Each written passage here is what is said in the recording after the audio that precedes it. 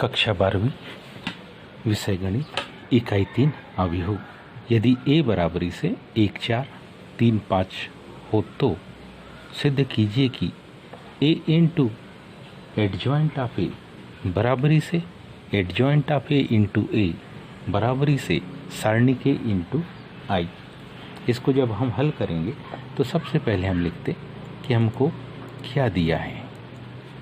तो दिया है हमको अवयव a का मान।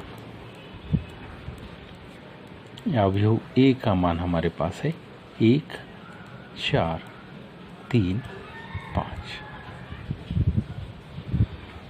क्योंकि एडजॉइंट ऑफ a को जब निकालेंगे हम तो एडजॉइंट ऑफ a जो निकलता है उसको ध्यान से समझे।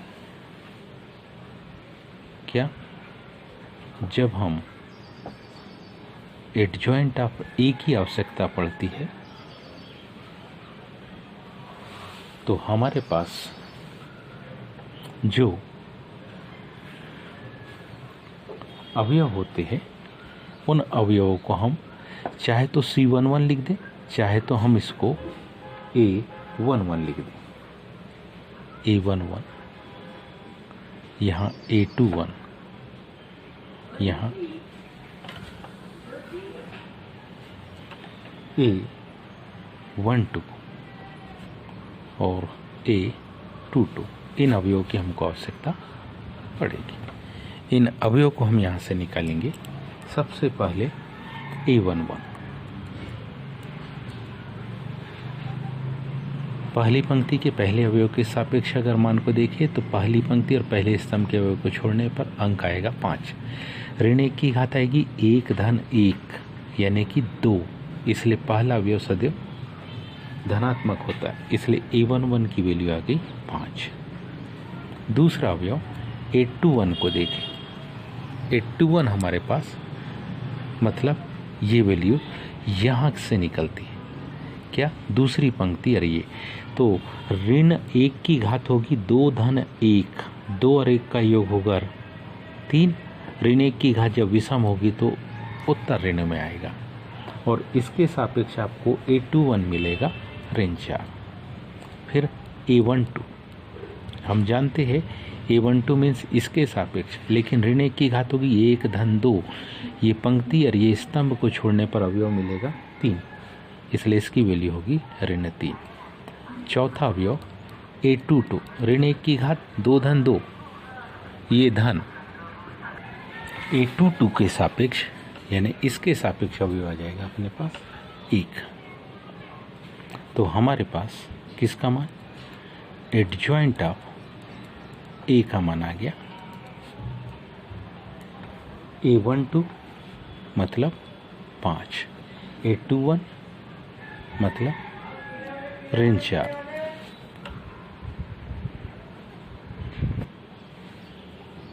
A12 मतलब ऋण 3, A22 मतलब 1। ये एडजॉइंट ऑफ A का मान आ गया। अब इसमें हम मल्टीपल करेंगे क्या A into adjoint of A, A into adjoint of A हमारे पास है 1435 A की वैल्यू। इसमें एडजॉइंट ऑफ A का गुना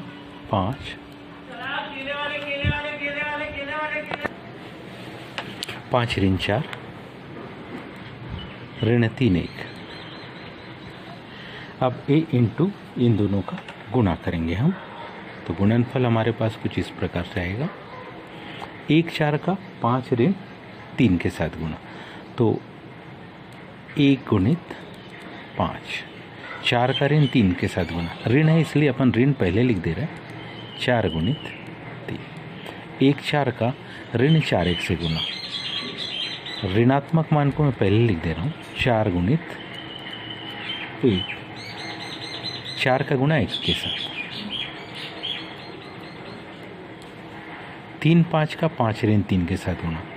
3 गुणित 5 5 का ऋण 3 से गुना, इसलिए ऋण को पहले लिख दिया अपन ने। अंक भी आगे पीछे लिखे जा सकते हैं।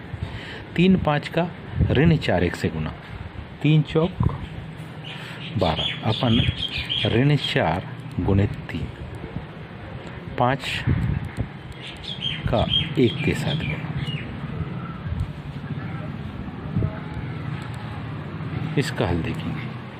5 एकम 5, ऋण 4 तिया 12, 4 एकम ऋण 4, धन 4 एकम 4, 3 5 15, ऋण 15, 4 तिया ऋण 12, 5 एकम 5।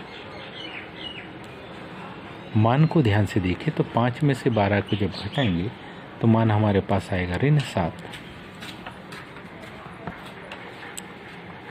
4 में से 4 को घटाया तो 0, 15 में से 15 घट गए तो 0, 12 में से 5 घटे तो ऋण 7। ये हमारे पास a इंटू एडजॉइंट ऑफ ए, ये समीकरण नंबर हमारे पास 1। अब हम एडजॉइंट ऑफ a इंटू ए दोनों का गुणा करेंगे। एडजॉइंट ऑफ ए इंटू ए। अब एडजॉइंट ऑफ ए की जो वैल्यू है वो हमारे पास है 5 ऋण 4 ऋण 3 1। इसका दूसरे अवयव किससे? ए से गुणा। ए अवयव हमारे पास है 1 4 3 5। जब गुणा होगा ध्यान से देखिए, 5 ऋण 4 का 1 3 से गुणा तो 5 गुणित 1 ऋण 4 गुणित 3, 5 ऋण 4 का 4 5 से गुणा, 5 गुणित 4 ऋण 4 गुणित 5, ऋण 3 1 का 1 3 से गुणा, ऋण 3 गुणित 1, 1 गुणित 3, ऋण 3 का 4 से गुणा, 1 का 5 से गुणा। पदों को ध्यान से समझने का प्रयास करो तो आपके पास में 5 एकम 5, 4 तिया 12, 5 चौके 20, 4 पंचे 20, 3 एकम ऋण 3, 3 एकम 3, ऋण 3 चौक 12, 5 एकम 5। 5 में से 12 को घटाएंगे तो हमारे पास 5 में से 12 को यदि हम घटा देते हैं तो कंडीशन हमारे पास आएगी ऋण 7 20। ये ऋणात्मक है, 20 में से 20 घट जाएंगे तो 0, ऋण 3 धन 3 0, 12 में से 5 को घटाएंगे तो ऋण 7। ये हमारे पास समीकरण नंबर 2 आ गया। अब हम निकालेंगे क्या? सारणी के इंटू आई। ये समीकरण 1 आ गया, ये समीकरण 2 आ गया। दोनों को अगर हम ध्यान से देखें तो हम पाते हैं कि दोनों की जो वैल्यू है वो बराबर है। ये समीकरण 1 की कंडीशन हमारे पास में है और ये समीकरण 2 की कंडीशन हमारे पास में है। दोनों को ध्यान से देखें तो हम पाते दोनों की वैल्यू आपस में बराबर है। अब तीसरे को हमको लाना है। तीसरा ये पद हमारे पास है क्या? सारणी के इंटू आई। तो सारणी के इंटू आई के लिए सबसे पहले हम सारणी के ए के मान को निकालेंगे। तो सारणी के ए का जो मान हमारे पास होगा, सारणी के ए का मान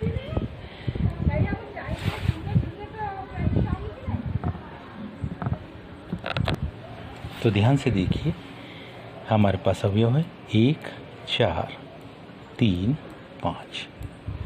सारणी के का हल हम करेंगे तो हमारे पास 1 का 5 से गुणा 5, 3 का 4 से गुणा ऋण 12, 5 में से जब 12 को घटाएंगे तो ऋण 7। हमको ज्ञात करना है किसका मान? सारणिक ए इंटू एकक अवयव का मान। सारणिक ए का मान हमारे पास है ऋण 7, एकक अवयव का मान है 1 0 0 1।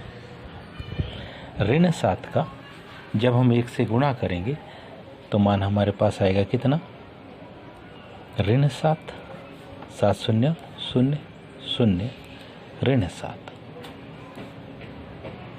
ये हमारे पास आ गया समीकरण नंबर 3। इस समीकरण 3 को ध्यान से अगर हम देखते हैं, समीकरण 3 को देखें तो समीकरण 3 अपने पास कुछ इस प्रकार से है। समीकरण 3 के